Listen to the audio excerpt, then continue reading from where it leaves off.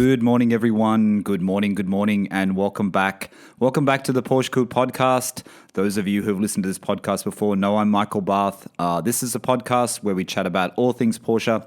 Today is our regular episode, as I call it. I mean, they're all episodes, but this is our regular episode. So Steve will be connecting up very shortly with Zoom. I'm just going to connect up with him now. And we're going to talk about, I think today we're going to talk about something we haven't spoken about before that I've been requested to talk about. And I have to say the reason why I haven't spoken about this variant of the 911 is because I don't know much about it. So have a guess, see what you think it is that we're going to start talking about today. And we'll get into the podcast right now. I'm going to connect Zoom. Hopefully the audio quality is great. And we'll start talking with Steve coming in all the way via Zoom from Australia. Just give me 1 second. Welcome back, everyone. Welcome back to the PorscheCooled Podcast. Steve is on the line. He's connected by our friends at Zoom. Hi, Steve. Hey, mate. How you going? I'm good. Steve and I have had a bit of a rough week this week. We're both a bit sort of beat up, so we'll try and keep this episode of the podcast as upbeat as possible. And we've decided to talk, and Steve and I have decided to talk about something which we know very little about. But as we keep saying, we're enthusiasts. We're not experts. But this one topic we're talking about today is a variant of the 911. I know I normally don't start the podcast in this way, Steve, but today I'm just going to say it because I did say it in the intro before you came online. It is a variant of the 911 that we don't talk about much because one, we don't really want one, I guess, and then we don't know much about it. But in saying that, You're really selling this, mate. Yeah, in saying that, I did actually look at one. I did actually think about buying one once. So. But, you know, this is the fun of the podcast, just to give people a great introduction. So don't go away. It's going to be a good one. It really is. This is the PorscheCooled Podcast, as I said. I just want to start by saying I've had a bit of a busy week too, Steve, apart from work rubbish, which is always getting in the way of the fun bit, which is doing this podcast. I recorded a couple of owner stories since we last spoke. I think I recorded a couple, or maybe not a couple, but Craig's one went up yesterday. I know you haven't listened to it yet, so... No, I haven't listened to it. So that's Craig I listened to it today. Cool, tell me what you think. So that's Craig from... Craig is another Porsche owner from Australia. It's his first 911. So check that out. It's on Apple Podcast, obviously, all the main areas where you can find it. Just search PorscheCooled if you're not sure. So Craig has got a I can't even remember. Sorry, Craig. No, 2006 Carrera 4 in midnight blue. I like midnight blue. And he talks about his ownership experience. He's got a great little Porsche story to tell, actually. Revolves around a model Porsche and a cap, which is a good story. I'm not going to give it away, so listen to the podcast. But just to say thanks to Craig again for doing that podcast. It was good to chat. I have to say though, Steve, I do really enjoy doing the owner stories. I mean, they take up time, but it's kind of nice. Just you forget how close the community is and how similar we all think about the buying process. You know what I mean? The more people I talk to, I think the more you can help other owners and other people who haven't bought yet, because we all kind of follow that same path. Yeah. I find it interesting because I'm just no good with talking to people I don't know. I'm not saying you're an expert with it. I would have thought, as a massive generalization, you're probably similar-ish. You're nowhere near as introverted as I am, but... So what are you saying? You're saying I'm bad? You're saying it's terrible? No, I'm not saying that at all. I'm just saying that it's interesting how being able to talk about a common interest actually makes that a lot easier. It does. It makes it a lot easier. I recorded one on Monday as well, Monday night here in Bahrain, because the guy I was talking to is in the US, Andrew. I'm not going to give too much away about it because I like it to be a bit of a surprise when it comes up. But Andrew does have a YouTube channel. And he does have a really cool Instagram. And it was interesting talking to Andrew because and people will see this when the title comes up, he's got a 991, but he has owned an air-cooled and he has owned a water-cooled as well. So he's owned like 3 generations of 911. But it was interesting talking about the 991, which was almost, Steve, the same way when I was talking to James, actually. I don't know much about the 991. Like I haven't really been looking at it. I don't really research it. But I have to say, after talking to James and after talking to Andrew and also Nick, because Nick is starting to look at GTSs, you know, I have to say the 991 is something that I'm looking at more. You know what I mean? Mm-hmm. And I don't want to give away the podcast that's coming next Tuesday, which is next Tuesday's Owner Story, what it's all about. But with Andrew, it was interesting that he decided that he did want something with more power. So he changed to the 991.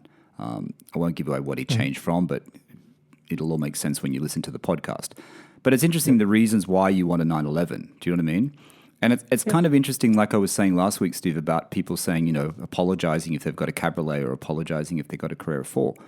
It becomes more and more obvious the more people I talk to is that, you know, you have reasons, you have buying criteria, right? And sometimes you're buying criteria. You might buy a air-cooled or a 996 or whatever, and you may want a Tiptronic. You know what I mean? You may not want a manual.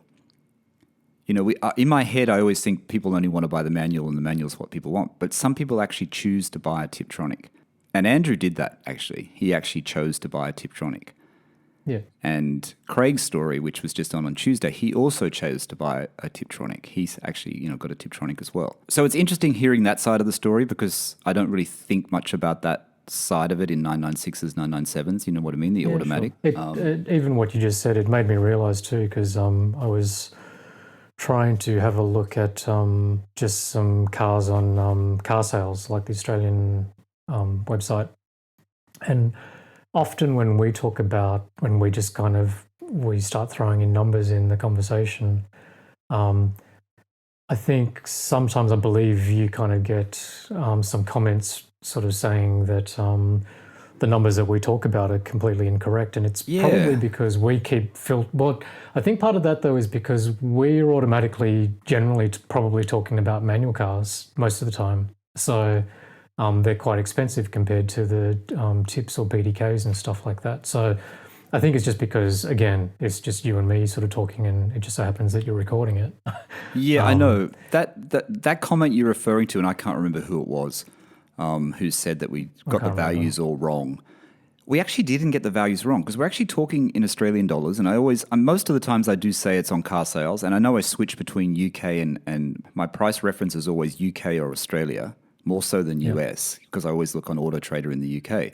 But someone said our prices were out. But I kind of listened back to that episode. The prices weren't way out.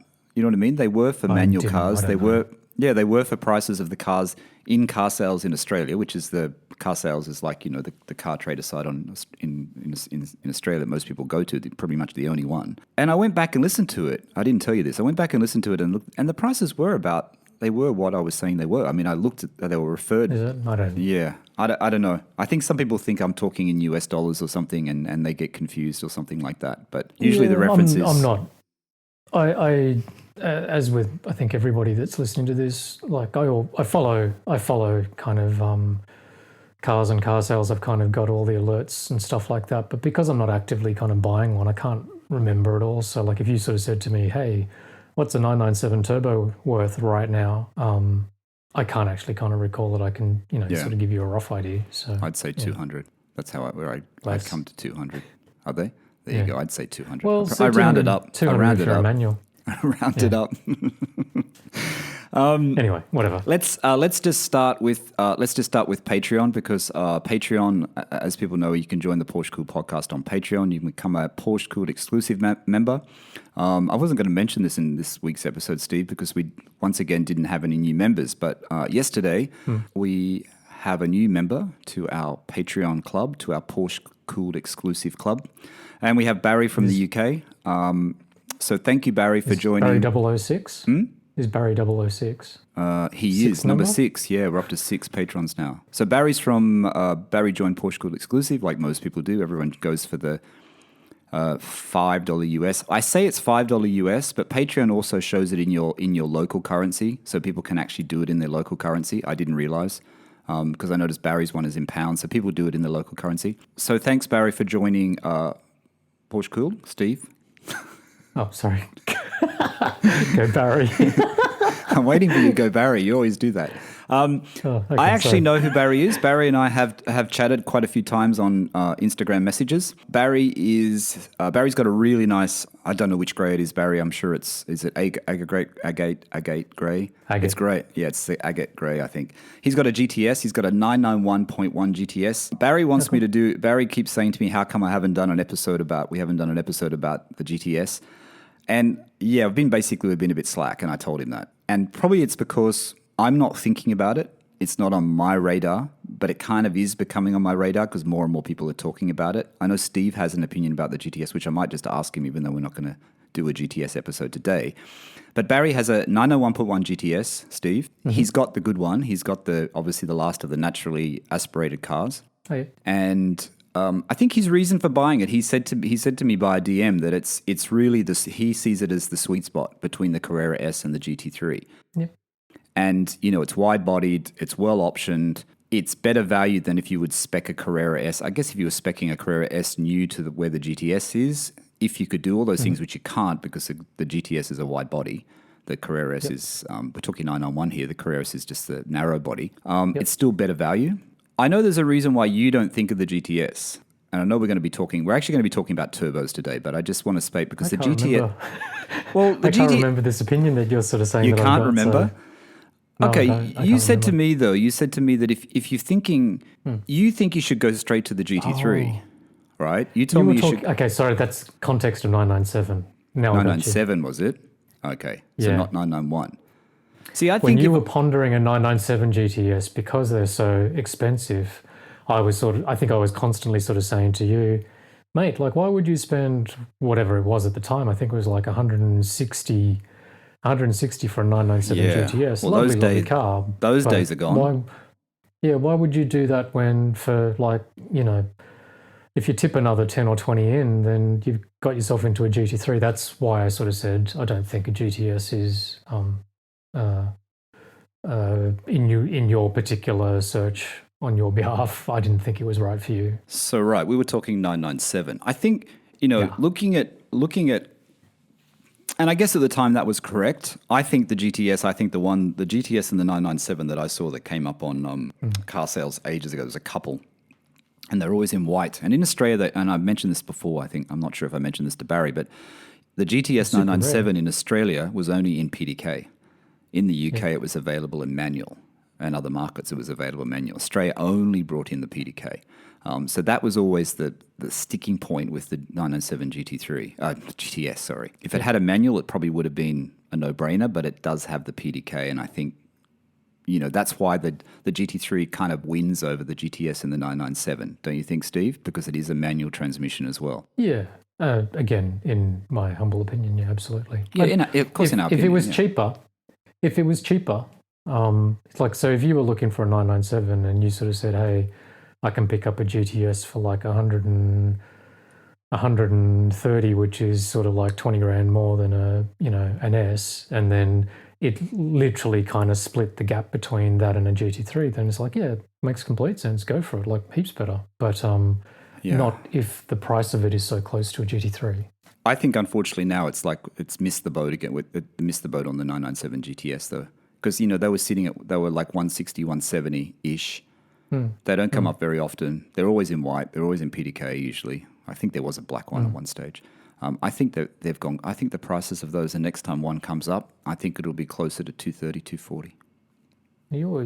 I reckon. I noticed there was one at that private track day that just happened at Autohouse. In the videos that they took. Oh, okay. There was a GTS there. Sounded good. Sounded really good. Okay, so we're not going to talk about GTSs this episode, but we are going to do an episode on it. Or one or two episodes on it, actually. I want to do maybe a couple of episodes on the GTS because I know it's quite a popular model and people are attracted to it, Steve. And, like I said, Barry's got a 991.1 GTS. It looks fantastic. He's really happy with it. Maybe at one stage I can talk to him about his GTS. That would probably be a nice thing to do if he's interested. I'm not sure if he is, but that would be a great thing to do. And I know that Nick, like I said, Nick's starting to look at GTS. So I kind of look at them every now and again. But I noticed on car sales in Australia, Auto Trader, in the UK, there's a few available. I think they're mainly PDK, but I think there were manuals, right, in the 991.1 GTS. There were manuals available in Australia. Yeah. Yep. Yeah, but I don't know. If I was looking for a 991, it depends on the price, and it seems like there's a big price difference between a 991.1 Carrera S and a GTS. And I had this conversation with Andrew on the next Owner Stories that's coming up next Tuesday. He said it was about $50,000 to $20,000 US price differential between an S and a GTS, Right. which is probably about 40,000 Australian dollars. And I know when you look for a GTS in Australia, they're very hard to come by. There's not many for sale. I think there's a new I noticed there was a new one up, the turbo version, but you'd want the 991.1. I think there's a red one that Auto House has had for a bit, and I don't think there's many others. There's like 3 or 4 cars maximum. So they're either people are holding on to them or not many people bought them. I'm not sure what it is in Oz. Yeah, interesting. Do you know? No, I don't. I do not know as to why. And it's funny because the GTS sort of model, it started with a 997, then all of a sudden it did quite well. And then, like with every car, including Macans, Panameras, Cayennes, etc., there's a GTS model. And every time they release one, like when you read all the kind of journo stuff, it's either really, really good or it's a slightly cynical marketing exercise. Generally, it's really, really good. But I remember looking at it when we got my wife's Macan, and I was sort of thinking, oh yeah, GTS would be cool. And very oddly, it was way more expensive than the turbo. Yeah, you said that. It holds its prices better. I wonder if that's a worldwide trend or not, that the prices of the turbo were less than the GTS.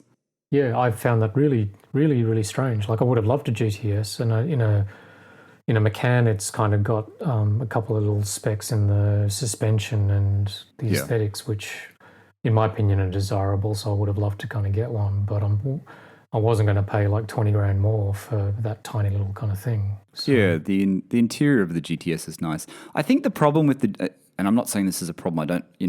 I have to be careful because I'm not trying to upset people, and I don't have a problem with the GTS. It just hasn't. No, but it hasn't been on my radar. But it's kind of getting on my radar, Steve. And I know you're probably not going to be happy when you hear that. But I kind of thinking, oh, maybe I could get a GTS. But the thing I have a problem with the GTS. I have a problem with Porsche doing that thing where they have actually put the GTS variant on Macans, on Cayennes. You know what I mean?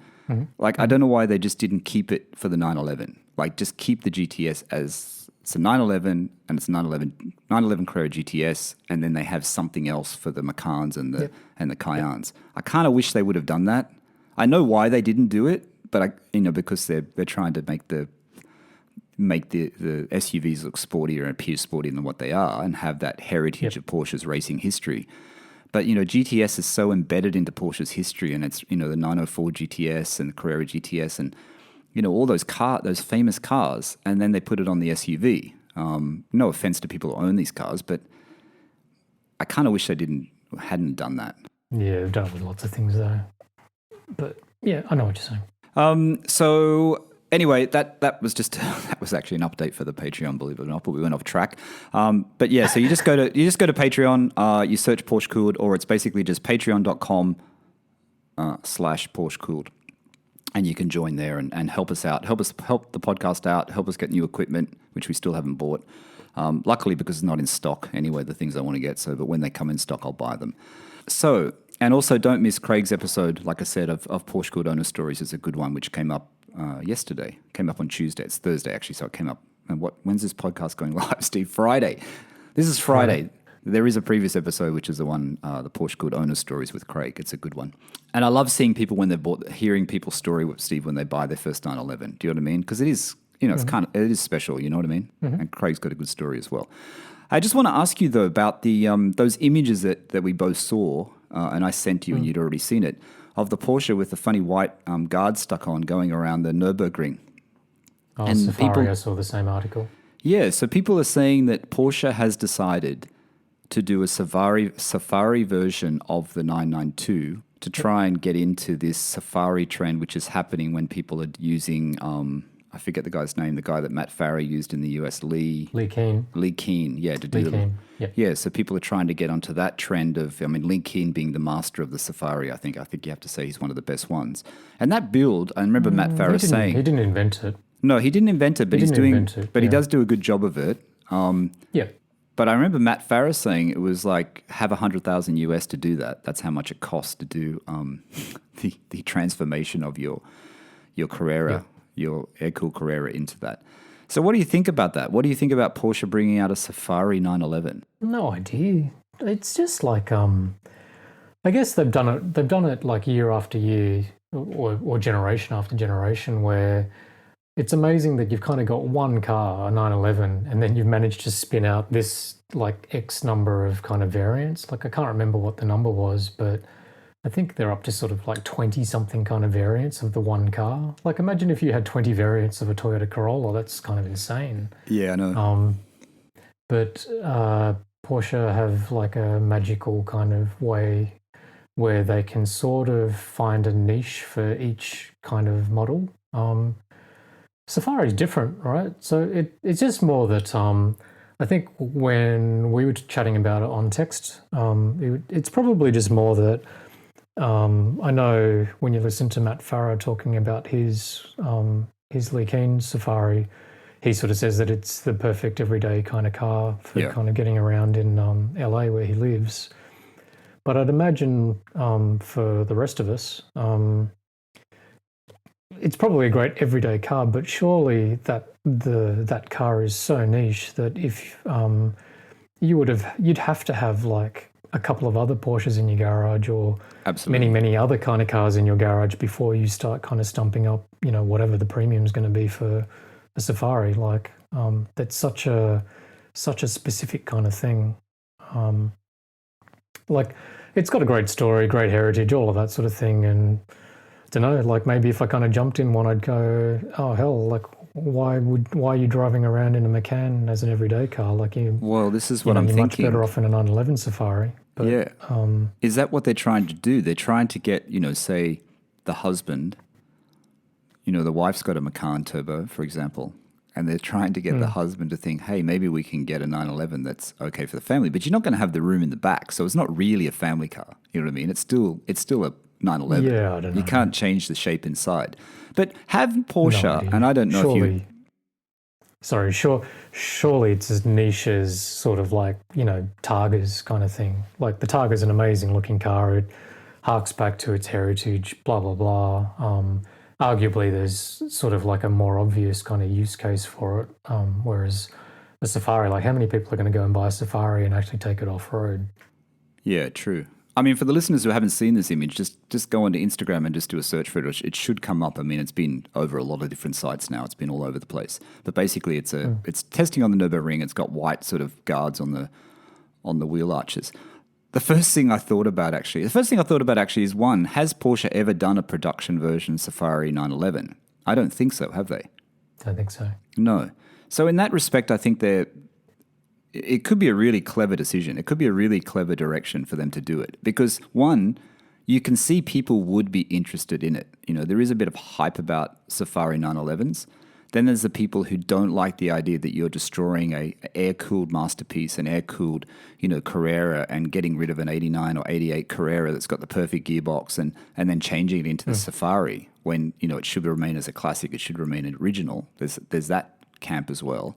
Obviously, Matt Farah from Smoking Tire is not in that camp because he changed his over. It's got massive heritage though as a rally car. Like Porsche's got huge kind there's of Tutul, isn't it? Tutul in the UK. Yeah. Tuttle, yeah. But Porsches have got massive provenance and heritage in rallying. Paris Dakar and all of that sort of stuff. So that's where it all kind of comes from. Yeah, true. But, I don't know. Obviously they're going to... Rallying is a different sort of kind of thing these days. So I guess if they were entering it in WRC, which they're obviously not because it doesn't fit that formula, but I don't know. It's just... It's kind of weird, nichey. Even Roof kind of released that show car sort of Safari concept as well, which was kind of interesting. Bit Mad Max-ish meets Polo Ralph Lauren. I think, yeah, true. I think the Safari, though, it'll be like the Porsche exclusive manufacturer kind of thing. It'll be like the Targa Heritage. I think it'd be. I think because when that guy was talking, when I listened to that thing that he did with Magnus Walker, he said there's lots of more. You know, they had all the mood boards and things that were coming up, and you know, there's obviously different variants coming up like that Targa Heritage, which I'm not a big fan of. I don't think the Targa. I don't like it personally. I can see what they're doing, but I don't like it. But maybe that's where the Safari fits in. It is that Porsche exclusive manufacturer. You know what I mean? So it is a Carrera 4. It's a modified Carrera 4. Could be. When you read sort of about like other marques in like Aston and Lotus and all of that sort of stuff, and McLaren, a lot of kind of brands are starting to get a lot of flack for releasing what seemingly are kind of lots of special editions, but they're not really kind of limited. They're not really that special, you know, like it's seen as a bit of a marketing exercise. It happens in all luxury brands. It's not just cars, like watches, handbags, all of that sort of stuff as well. But if Porsche, Porsche, hopefully it's not that. Yeah, but Steve, if Porsche do that, if they do bring out the Safari, they've got the market because there's no one else doing it. Yeah, true. You know what I mean? So if you think about it, there's a market segment, there's a gap. We're gonna start it again, and we're gonna fill it, and no one's gonna be able to compete with us for a while, and we'll have it sewn up. I mean, I guess that's what they're planning to do. Be interesting to see what happens though in the next, because this will be the 992.2 version when it comes out. I guess I'm guessing it's in this generation. The other thing too. I mean, go on. So sorry, we keep talking over top of each other. When you listen to Matt Farrell, like I remember when he first kind of got his delivered and everything, I sort of thought, oh, what the fuck's he done? And then you listen to him explain why it's so good in terms of kind of rolling around, like, you know, what I'm assuming is like City of LA kind of thing, and why it makes sense because it's still got the character, but the pumped up ride means you're not kind of scraping speed humps. It's still comfortable, all of that sort of things. Plus, then you don't have to kind of drive it too quick to kind of get some of the amazing kind of 911 handling traits. Yeah. And it's like, oh, and like obviously he's a lot cluier when it comes to cars than I am. It's like, oh, that makes sense. So again, like, you know, if they release the thing and it's actually like an amazing everyday kind of car, given that everyone else is driving around in SUVs and you're driving around in a Safari, maybe it is like stroke of genius. I think it could be, you know, it could be pretty cool. It could be pretty cool actually. When you think about what they do, you think about a full-on blacked out one with the big, if it's got different type of tires on it as well. Like Porsche develop a special Safari tire with Michelin or something that's got this knobbly tire on it, you know? The aesthetic of it isn't really my cup of tea, I suppose. Like it is a bit kind of Mad Max-ish to me, and like the design aesthetic of 911s, I kind of prefer the sort of more classic looking type things. But speaking of new designs, let's just talk briefly. We're going to get onto the topic we're going to talk about today, but let's just talk about the GT3 that's been undergoing testing on the ring as well. I'm guessing these shots we're starting to see of that car, because it's got less camo on it. It's almost like, because I think it's January, right? They're going to launch it in January. I think it's the beginning of next year. I don't know. I can't remember. I'm pretty sure it's the beginning of next year. It's going to be launched for sale at the end of the year, or towards, you know, September, the end of the year. The wheels, the one that you sent me through, and the picture which I hadn't seen. On the black and the blue car. Yeah, there's a Riviera-ish blue, and then there's a black sort of test mule. I think they both had the same set of wheels on it. Did they? I thought. Oh, I didn't know they had the same wheels. But you didn't like those wheels, right? No, I'm not a big fan. But I'm just wondering, you know, I don't think people still even understand whether the one they've been testing, because it's got that huge swan neck spoiler, you know, to give optimal downforce, whether or not that's a GT3 or a GT3 RS. I know that I was listening to some podcast, probably Spike or Farah, and the person that was on it, who was a Porsche mechanic, I think, could have been TLG Auto guy. He said that he thinks it's a GT3 RS due to the size of the wing. Yes. But the latest spy shots, that wing didn't look as tall, and from the back shot, it didn't look as wide to me. It didn't look as over the top. Okay. You think it's getting more to be the final version, or you think it's another variant? Getting closer, yeah. I don't know. Looked. It didn't look as kind of crazy, sort of, RSR motorsport-ish to me. Like it looked like it wasn't quite as big. But it might be that also because I've just done a quick Google search on it. Okay. That it's, like when they kind of clad the test mule with more and more stuff just to kind of try to throw you off the scent. Yeah, I know. Maybe you don't know they've what's kind of going on. taken more bits off it. So Hey, maybe the Safari is part of the new one of the GT3 lines. So it's going to be GT3, GT3 Club Sport, GT3 Touring, and GT3 Safari. GT3 Safari sounds cool, huh? No. Speaking of the GT3, how's your GT3, Steve? Yeah, pretty good. I haven't no news, no updates. I've had a busy week, so I drove it a little bit, but I was kind of running around in Cindy's car more because she's also been sick, so just doing chores and that thing. Right. Because I was talking exhaust with Andrew, who's coming up in the next week's Porsche Uncool Stories. Yep. Andrew from 911 South, actually. I'll tell people who it is. It's Andrew from 911 South. Good to keep me secrets, aren't you? Yeah, but he, just in case he's listening to this, I should just say who it is now. I mean, this comes on Friday, so it'd be the owner's story on Tuesday. But I was talking to him about exhaust because he's actually going down a similar route to what James has done. He's going to do the Soul Performance, and he's going to do videos of it as well. But he's doing it slightly different to James. So there's an interesting conversation about that on the owner's stories that when it's up, people should listen to. It's good to hear a differing view about Soul Performance. And I'm not bagging Soul Performance exhausts. It's just that I don't understand them. And I keep saying this, I don't understand them. To me, they're not Porsche enough. They don't sound Porsche enough. That's just my opinion. So Andrew's got a good take on it, and yeah, so it's actually quite good what he has to say about it. I don't think I've heard a Soul exhaust in person, so I think it's just really hard to kind of judge off YouTube kind of clips. True. So apart from the GTS, Steve, there's a couple of models that we haven't really spoken about a lot on the podcast, and people keep saying to me, when are we going to start talking about them? GTS being one, and then I've had a couple of people, I shouldn't say a lot, I've just said a couple actually, about the turbo. Yep. Now the thing is, I have actually spoken about the turbo before, and that was way back when I first started the podcast before you joined it. And I think it was something to do about would I buy a turbo or would I buy a GT3 and a 996? And coming back to that in a second, I mean, the turbo we haven't really ignored, and there's no reason why we haven't really spoken about it, is there, Steve? It's just that I personally don't know a lot about them. I probably know about the 996 GT3 because I did look at buying one and I was looking at ones for sale. Huh? Turbo, you mean? You just said Turbo. GT3. Sorry, Turbo. 996 Turbo. Yep. Sorry, not making sense. Yep. 996 Turbo. I was actually looking at buying one before I bought my 997.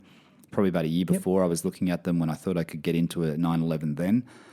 So I know a bit more about those, and that's why I did that early podcast on it. But I don't really know much about air-cooled turbos. You probably have a little bit more knowledge of it because, the 993 Turbo is a really nice one to buy, and then the 964. I'd probably go the 993 if I was going in air-cooled.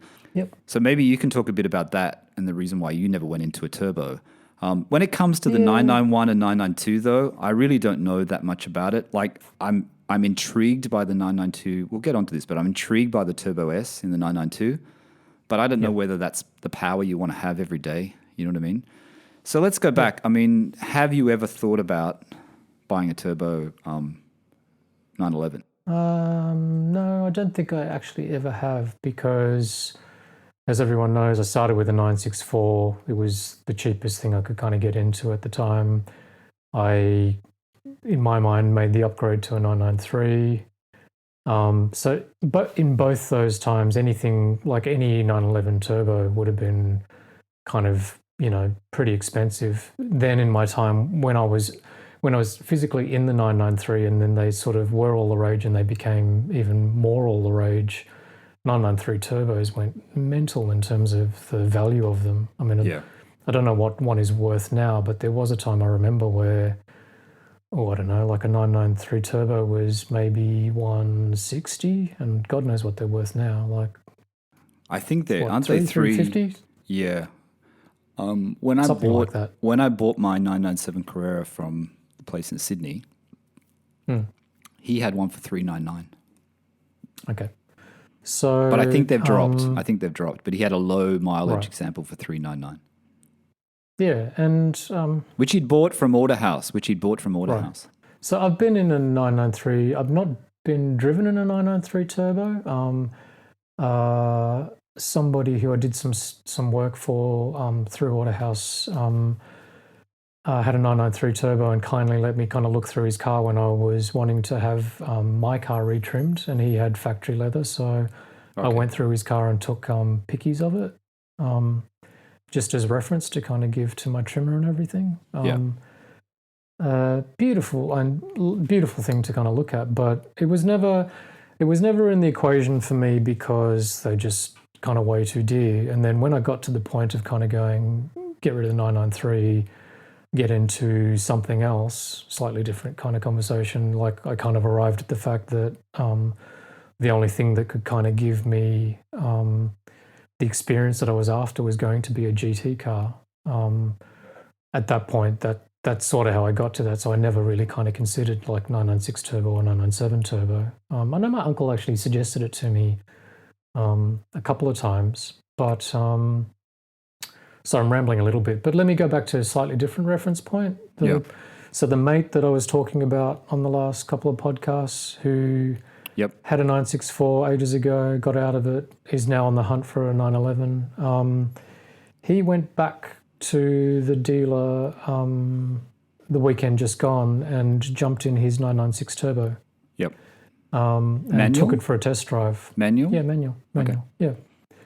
I remember, so it was a silver with a black or blue interior manual. It had a Gambala exhaust on it because when I was there with them the first visit, we got him to turn it over and it sounded pretty good.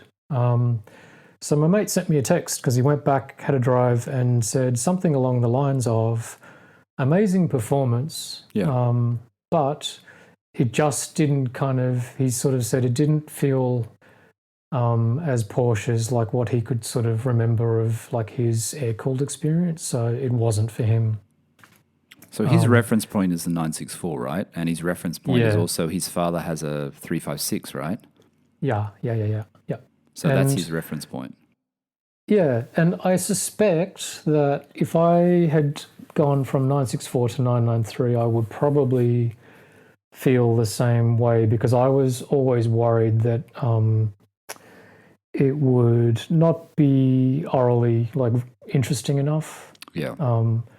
And because it's sort of more like a GT cruiser type thing, good for kind of smashing autobahns and all of that sort of stuff. Given like you think you look at what I've done to my GT3, even I've made it louder, and made it kind of tighter in the gear shift and all of that sort of stuff. Well, the concept of something that's fast, very powerful, very grippy, but cruisier and possibly not detached. That's probably a bit harsh, but different sort of experience is not going to be right for me. So that's sort of why I never went that way. Right. It kind of does come back to this speed versus experience thing again, though, right? And it's a different sort of way of looking at it. It's like the turbo is, if not more powerful now than, the Turbo S's they're bringing out are so much more powerful than the other cars.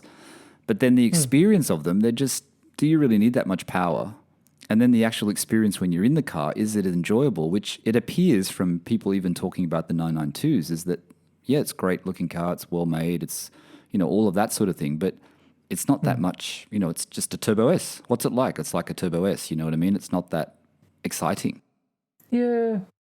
It's not, I don't know. You can start to kind of get into a bit of a funny conversation because like most cars these days are turbocharged, but like different type of turbocharging in terms of to the point where you kind of almost can't tell,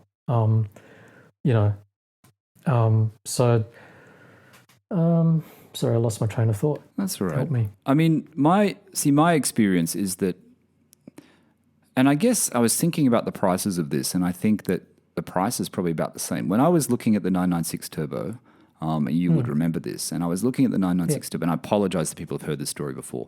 They were about 80,000. Actually, there was some for less. They were about 70,000 to 90,000 Australian dollars.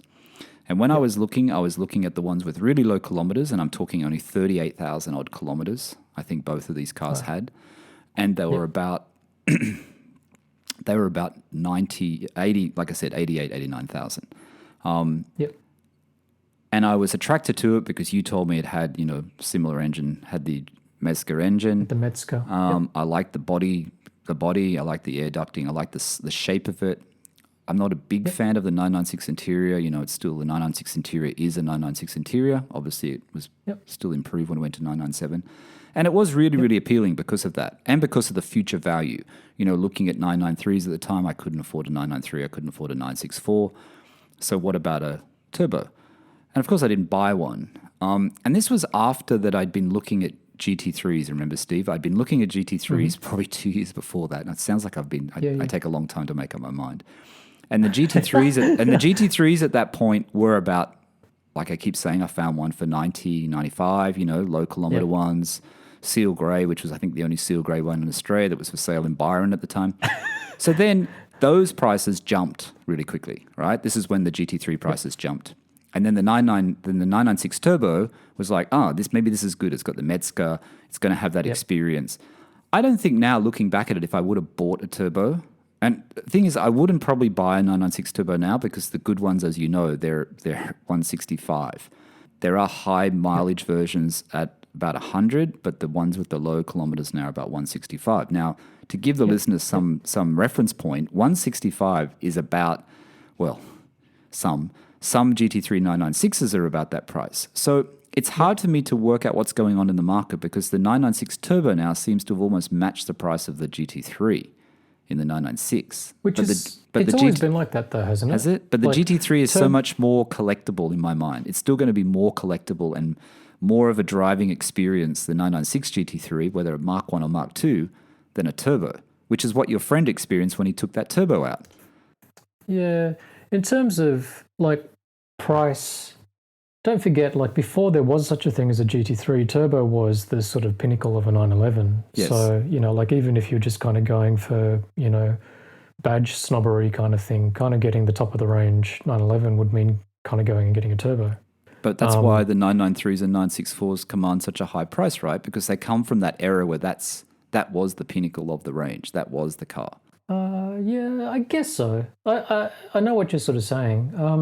Yeah, look, I guess it's just that, for me and probably you kind of thing, if you're talking, like you just sort of said, at 165, would you get a 996 Turbo or would you get a 996 GT3? I know which I'd get, GT3, hands down. But if you kind of switch the question out and you sort of said to me, hey, if they were sort of similar money or if I had to kind of pay just a small premium between a Carrera S versus a turbo, which would you kind of get? It's I think I'd get a turbo with a Metzger, like a 996 or a 997 turbo. And this is what I said to my mate when he kind of buzzed me a couple of weeks ago. It's if you can live with a 996 interior, go for the turbo, man. That's such good kind of value in terms of what you're kind of getting, the provenance of the engine, the quality, blah, blah, blah. If you can live with the aesthetics in the interior, it's pretty good buying. 165 is at the high end. I think there are ones that are less than that. And to me, that's kind of pretty good. But that's me having said that in terms of having never driven one. Now, my mate, refer back to him, he's probably arrived at the opinion that I think that I would kind of have, which is it's probably just a bit too sort of soft and quiet for me. I want the car to sort of be like an occasion car. Yep. If I had the occasion car like a GT3 or a kind of really cool Larry old thing with lots of noise and rawness and all that sort of stuff, but then alongside that I had a turbo, which was more like my everyday car, then absolutely I'd rather have that than a standard Carrera.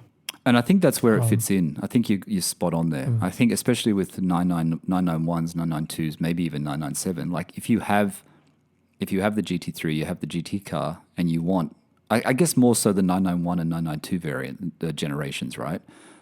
If you want a car like a daily driver that's a comfortable, fast, luxury daily driver, as a 911, I think that's where the turbo fits. And I always say that in UK, the Turbo S is like in wealthy areas in the UK, when you walk around Mayfair, they're a dime a dozen. They're everywhere. You know what I mean? I'd actually say that too. Like when, probably a little while ago, but when I did, have a job in an office in an agency kind of thing, and I was driving every day to kind of get to work. Like when you're kind of crossing the Sydney Harbour Bridge and stuff like that, if you're going to see 911s driving around at the same time, like kind of slogging it out in traffic, a lot of them would be turbos. And I'm assuming that's obviously kind of like the, very affluent people in, high up jobs that can afford it. So it's like, yeah, well, if you're going to get stuck in traffic, you may as well kind of drive something, super cool. Yeah. That's where it fits. I mean, the price of it, the finish of it, the full leather interior that they all have and all that, everything that's standard, it's meant for that sort of market, isn't it? Yeah. So I don't know. I mean, would I buy, I look at 997 turbos. I mean, I do look at them when they come up for sale, manual, because they do come in manual. The price, I think it is what you just said then. The price of the 997 turbo is too close to a GT3. I think I wouldn't do it. I'd buy the GT3. I guess if a 996 turbo, and occasionally they come up under 100,000, if you had another 911, maybe you would buy the turbo. I still want that raw experience like you talk about. I still want that experience. It doesn't necessarily have to be super fast. And I keep coming back to the 912 here to justify it, because a lot of people say, why would you want that 912? But I know it's not fast, but there's no sound deadening hardly at all. It's got a small motor, but it's really light. You watch driving videos of it, it still drives. It's quite spirited the way it drives, even though it is slow. So it still comes back. It's not just about the power, it's about that experience and that rawness. And I think for me, it's still going back to, a classic or over a turbo, a classic, or even just a 964 Carrera, or a 993 Carrera. Apparently 993 Carreras are more reliable than a turbo. Do you know what I mean? I think I'd look there before a turbo. And if it was in the 991, after, people talking to me, I think in the 991, I think, I don't know, turbos are quite expensive. And maybe the GTS is still a better option than a turbo in a 991. Maybe it is the GTS or the GT3. It's not the turbo. You know what I mean? Yeah, I do. It's a hard one. This is a problem when Porsche have so many variants, right? It's confusing for people when they come in. You know what I mean? And also, I think also because then you kind of throw into that equation, like with the present day cars, that all Carreras are turbos. True. All cars, and not just in terms of the physical kind of mechanics or engineering of it, but like the experience now, because they all have like tons of low down torque. So like when you're in traffic, it's very different from a naturally aspirated motor. Like it's not bad, it's just different. Like I do remember so back in the day I had a WRX, and then heaps of cars after that in my car ownership were all non-turbos, and I hadn't driven a turbo car in quite some time until I got into my 1M. And remember going on a long drive in the 1M and sort of realizing like how much power that thing had. On the freeway, like in a naturally aspirated car, you'd have to kick down a couple of gears. In the 1M, all you have to do is kind of flex your right foot and you can just basically fly past everybody. And similar experience in the Macan Turbo, and I'm assuming it would be a very similar experience in, like basically any 911 Turbo. And that's kind of really thrilling and really exciting in its own kind of right. It's just that you can't do that much in Australia. You can't kind of get that sort of quick, cheap thrill, because unless you sort of, you live up the Central Coast or the South Coast and you're driving into, Sydney CBD every day or something like that, you're just not going to get the opportunities to kind of get that sort of little buzz like that, I don't think. It's a tricky one for Porsche though, wasn't it? I mean, changing from naturally aspirated in the 991.2 to turbo, you really have to make the Turbo and Turbo S variants really special. You know what I mean? And which it sounds like they've tried to do that with the newest one. Yeah, the 992. They recognised that it needed to be more of a driver-oriented kind of thing. Yeah, you're right. As opposed to sort of like a plush kind of cruise mobile sort of thing. Yeah, they've really pushed it, haven't they? They've really pushed it. Yeah. They pushed the price up. They make it, it's your thing about, charge people more and then they'll think it's more, it's better, so they've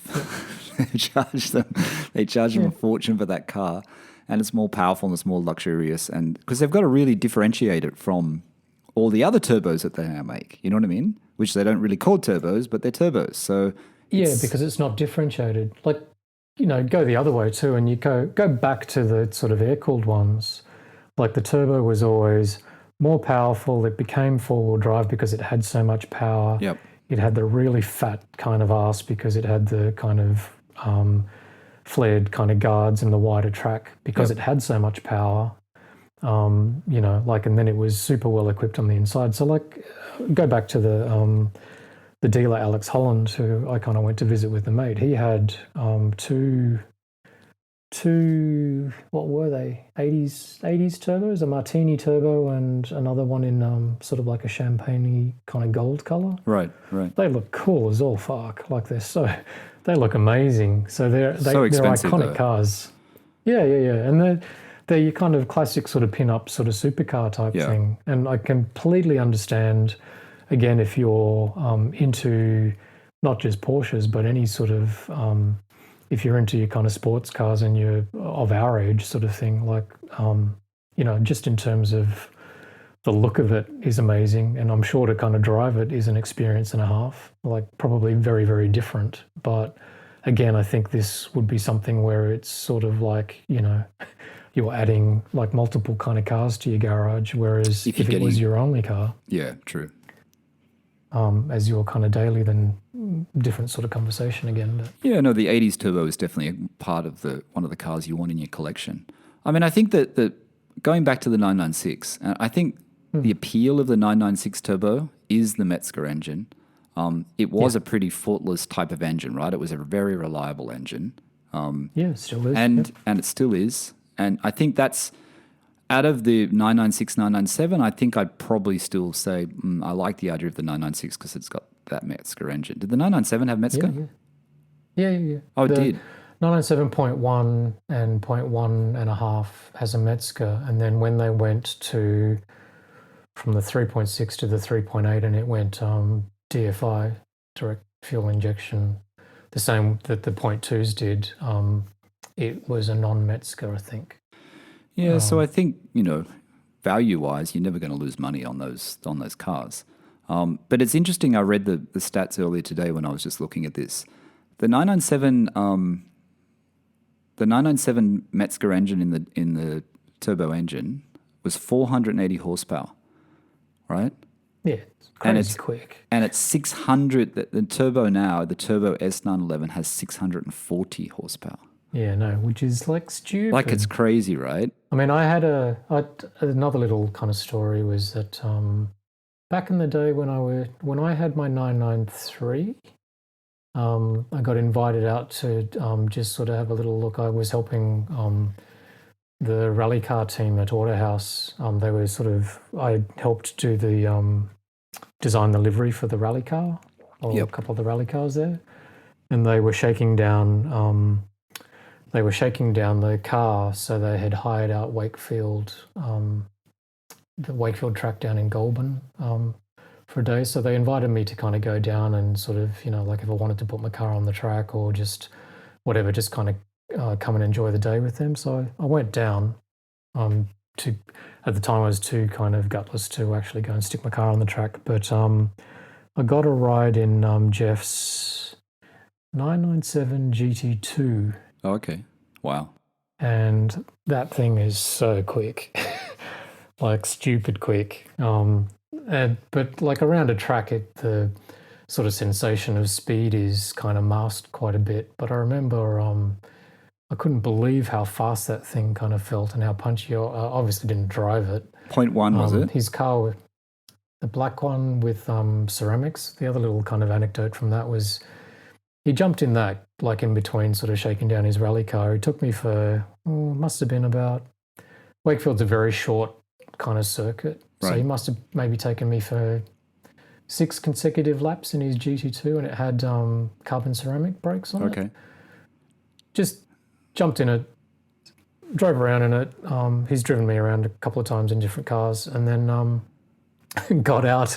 And Grant was sort of saying to him, "Hey Jeff, your brakes are smoking." Like he'd sort of gone that hard in it. Wow. Yeah, and I was sort of thinking, shit. I mean, they were early generation ceramics, but yeah, like that car was like amazing back then. I mean, I'm sure it's amazing right now still. You still look at 997 GT2s for sale, don't you? You still get tempted by them Just a for little fun. bit. Just for fun?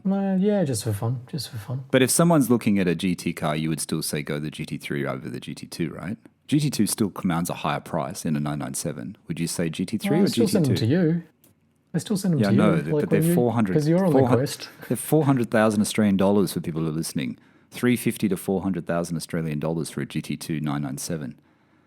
Yeah, because they seem to me, like if you look at how the prices spiked so badly, like the GT3's become, this thing all of a sudden. Not all of a sudden, but it's become this kind of very sought after thing. By rights, like they made less GT2s, so True. They're probably more special. Not that you're buying it for like investment purposes, but like they're amazing cars. They look really cool. Like all the things that you love about a GT3 is there in spades. The Nice only thing aero. that it might, Nice back yeah, bumper. the thing that it might lack is the noise. I don't know. I can't quite remember what Jeff's sounded like, but I don't think it would sound as kind of raughty because most turbo cars don't sound as good. But then, does it sound bad? Like I doubt it, because like if they can make the current generation turbo cars, like my uncle's got a C63 with turbos. That sounds great. My 1M with turbos sounded great. So I don't think you'd be disappointed with a GT2, put it that way. No, and the bargain of the GT2 was the 996. They were, no one wanted them, and there was one that sold in Australia not that long ago for like 230,000 Australian dollars, which is absolute bargain for that car because it's a fantastic car. Apparently, you'll die in it. Yeah, you for won't what be it able to. is. You won't be able to control it. You'll be in the grass after like all those reviews of that 996 GT2 when it came out. Like people were losing control of it, weren't they? They couldn't handle it. There's like videos on YouTube where even good drivers were just saying this is just not an easy car to drive. But when you read up further too, they kind of said, well, the factory's sort of geometry setting was a particular kind of thing which you can sort of change, and you can sort of make it less wild, and then also tire technology is sort of apparently sort of fixed it as well. So just don't drive it in the rain. I think you should get one, mate. Get a GT2. They're nice. The 997 GT2 is nice. Sometimes they look a little bit conservative though, the way they've been spec'd, like they've been spec'd by old people or something. I don't know. Because the interiors always sort of seem a little bit more luxurious. Remember, I sent you some pictures of the steering wheels because they're wrapped in Alcantara, and it's the actually, triangle. a lot of them are the triangle one rather than the sort of circular. Which I thought was odd that a GT2 would have the triangle wheel. I thought it would have the sports wheel. I don't know. I think, is that because it's got the multifunction? That's weird too. Why would you want a multifunction steering wheel in a GT2? See, this is the thing about the turbo, right? This is the market they push it towards. Even the GT2, they're kind of still pushing it to that market, aren't they? Yeah. And not many people, not everyone so. had the bucket seats in it either. They come with just the normal, not normal, but the other seats, the more comfort type seats. Well, sorry, it was a point that I was going to make before. Like, I will kind of constantly talk about GT3s, but maybe it's because, like, back in 2008, when my car was brand new. Remember that story I told you about my uncle, which is the GT3 was really kind of designed for track guys. Yes. Like, it wasn't really sort of like an everyday guy wanting to kind of get the ultimate sort of Porsche. Yeah. It really was people that truly kind of tracked their cars. So, like, when you've got a Porsche dealer sort of saying to somebody like my uncle, or, sir, like a GT3 is not really for you. Like, you really should be kind of getting yourself into a turbo. That's probably the differentiation. But as they've evolved the car, because it's so much more usable every day, like the GT3 has sort of taken part of the spot that kind of was like where a turbo's sat. Yeah, no, but it's that typical sizing you up of that car salesmen do, isn't it? And then thinking that, why would you don't want a GT3? You don't look like a track guy. I mean, It's weird. Well, I'm just saying back then it probably actually was a lot more true, whereas these days it probably is less true. Where was the turning point, though, with the GT? I know we're getting back to GT3 again, but I wonder when the turning point was, where 997 GT3s, it wasn't, a lot of people weren't buying them. Then it goes to 991, and then all of a sudden, everybody wants a GT car, and people want them in bright colors. It just sort of, I wonder what the tipping point was there, why it changed. You know what I mean? It's very weird how these trends happen, because that's a trend that I still don't understand. I remember seeing it on the forum, people were just buying up GT3s, weren't they? Yeah. It's weird. It's a mixture of kind of very clever marketing. Like I can sort of vouch for that, like having been in that sort of industry for a long time. Like a lot of that is just, like steering people, trying to basically kind of persuade people's brains to kind of think a particular way and sort of think that something's very desirable, like a green Rolex Submariner. You know. Everyone wants. You might not like the color green, but all of a sudden you kind of equate green to being sort of this holy grail of things that you all of a sudden want. As I was listening to something the other day, someone was saying Rolex are very, very clever. They keep bringing out the same watch over the last 40 years. They only change it in little ways, and people think it's different and sought after, and everyone wants it, and you can't get one. You know what I mean? Yep. And this thing about it being, they're not making very many is all rubbish. As we know, they make hundreds of thousands of them a year. They make 1 million watches a year.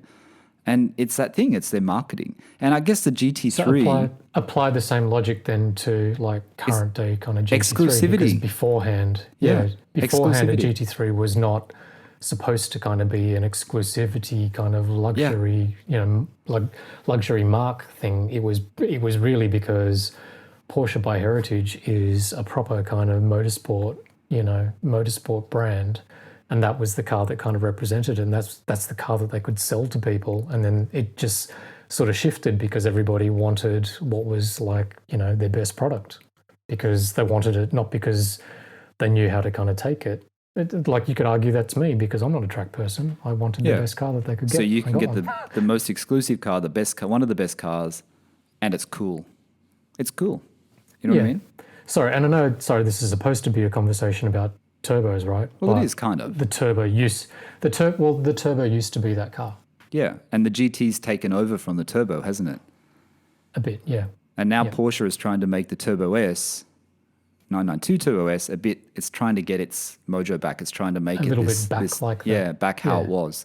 Yeah, it's interesting. Because they've kind of got two lines. They've now got two versions of that, because they are about the same price.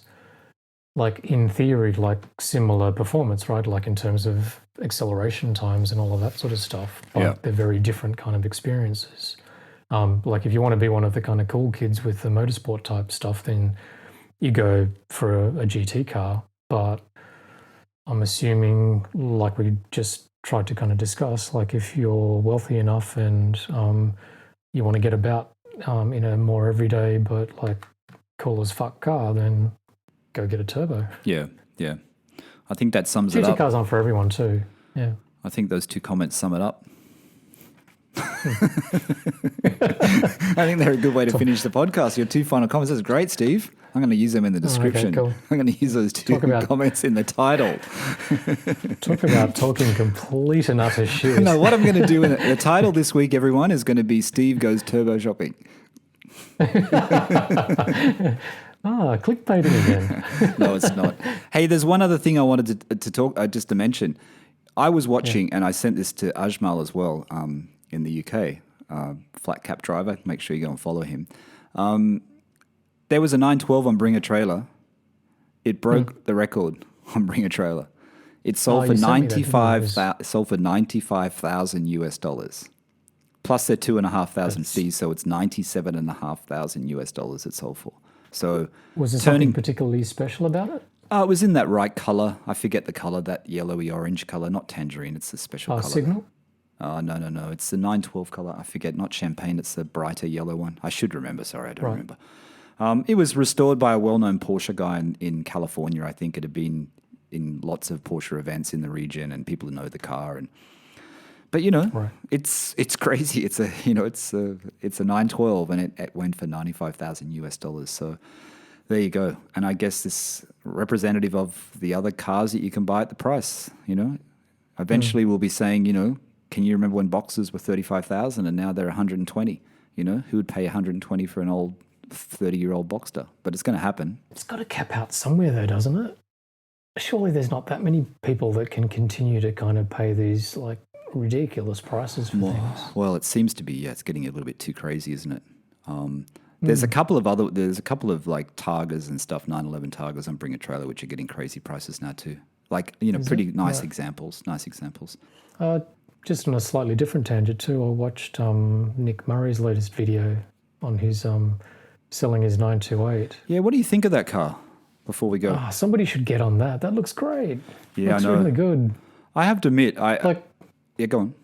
I was going to say like I'm not sort of casting sort of funny things, but like in terms of his asking price, you know, like he's being very honest and sort of saying like he's not really kind of making anything on it after like what he paid for it plus the money he's kind of tipped in. It's like, why doesn't he ask more for it? Because it does look really, really good. The thing is, you know, maybe he doesn't have the time, but if he put it on P Car Market, I think he should have put it on Bring a Trailer. I think that he would get big money for that 928. Some have gone for reasonable money. It's a 928S, right? It's an S as well, right? Yeah. And you you know, like he pointed out all the kind of flaws in it, which are minimal, you know, like sort of so saying that minimal. it's not perfect. But yeah, I know. Like, and you know, you and I kind of sort of fussy kind of car guys. Like, man, I could live with that for you know, like for, I can't remember what year that thing is, but it's an old car, so you're not expecting it to be kind of absolutely perfect. Yeah, no, I was watching the video and I'm thinking, if that's all that's wrong with this car, then that's an amazing buy. And then he says the price, and he's so like, you know, low on the price, really. He could get much more for it. I mean, someone's going to get a bargain with that car. It's a great color. The interior is like fantastic for the age. Like some 997s have worse lumbar on the driver's seat and worse rips. You know what I mean? Like there's nothing wrong with it. Yeah, those like the little bits of stitching that he kind of pointed out that weren't quite right. Like a good trimmer can fix that in a flash. I know you want to buy it. We should go halves in it, mate. Hi to my wife. All right, I think we're going to finish it on that. But yeah, someone should buy that 928. I think Nick should have bought it. Nick, if you're listening, you should have bought that 928. I understand why. Wasn't he looking at it? Was he serious or was he? I understand. I don't know. I mean, I don't know. I mean, I look at it and I think, do I want a 928 instead of a 912? That's so cheap. I even worked out how much it would bring to Australia. Still end up about 80, 70, 40,000 he wants for it, right? So it's about 80,000 landed in Australia once you get it, you know, compliance and all that sort of stuff. And because it sound that V8 like you'd be kind of the experience of that type of V8 would no longer kind of be that'd be kind of hard to find, and just the longer time goes on and the more we go to electric cars, like that V8 would be amazing. Yeah, no, it's great. I mean, I always loved the shape of the 928. I used to work for someone that had one from new and still had it 10 years later. Right. And I always thought it was fantastic then. But people who don't know what we're talking about, this is Nick Murray, who's on YouTube. There could be some people listening who don't know what we're talking about. Oops. Nick Murray on YouTube, who has a 928. He bought a green 928, oak green, I think it is, or fern green. I don't know what the color of green. I think it's oak green with tan interior. Yeah. It's like electrical. All the electrics are pretty been fixed up. Mechanically, it's pretty good, and body is pretty amazing for a car that old. But he's been selling it. Get this. What? That's got D90 wheels on it as well, like in chrome, and I actually think they look good as well. Yeah, they look good. Back to that trend. I hate those wheels, but it looks good. Yeah. Back to that trend you were saying, the Fouche wheels. You know, now I want to get a white 911 and get the Fouche wheels and get them painted white directly from Fuchs and get them painted white. The white wheel thing is so cool. You were right, Steve. You're on it. Do it to your car. You've got the white car. Do it. Do it. No. All right, everyone. Set of wheels. All right, everyone. Steve and I are forgetting that you guys are there. We're going to go now. Sorry. Thanks for listening. This is the PorscheCooled Podcast. Thank you, Steve. Thanks, mate.